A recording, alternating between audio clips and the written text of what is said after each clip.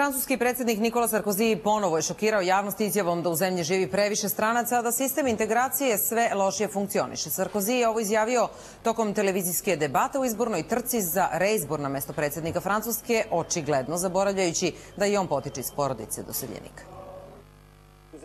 Sarkozy, čiji je otac bio mađarski migrant, smatra da migracija može da bude korisna, ali da je potrebna stroža kontrola priliva doseljenika, kroz pre svega oštrije propise o tome ko može da dobije dozvolu boravka. Imamo previše stranaca na našem tlu i nismo u stanju da svima obezbedimo smeštaj, zaposlenje, školovanje. Potrebno je prepoloviti broj ljudi koje svake godine primamo, odnosno da umesto 180.000 ljudi primamo oko 100.000.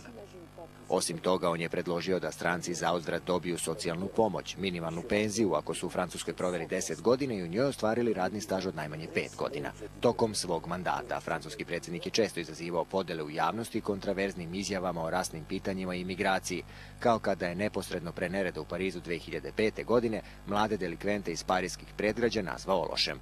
Za vreme njegovog mandata već su donete strožiji propisi o imigraciji, a sprovedena je i kontraverzna kampanja deportacije Roma. Prema anketama javnog mnjenja, Sarkozy zaostaje za kandidatom socijalista François Hollandom uoči predsjedničkih izbora u aprilu.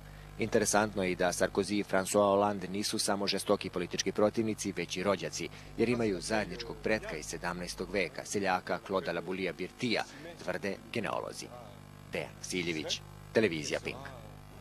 Desničarski ekstremista Anders Behring Breivik formalno je optužen za akt terorizma i ubistva s predumišljajem za napade u kojima je prošle godine u Norveškoj ubijeno 77 ljudi. Maksimalna kazna za ta dela je 21 godina zatvora ili produženje kazne koje se odnosi za zatvorenike koji se smatraju opasnim po okolinu pod uslovom da ne bude proglašen nesposobnim za služenje kazne, u kom slučaju bi bio smešten u psihijatrijsku ustanovu.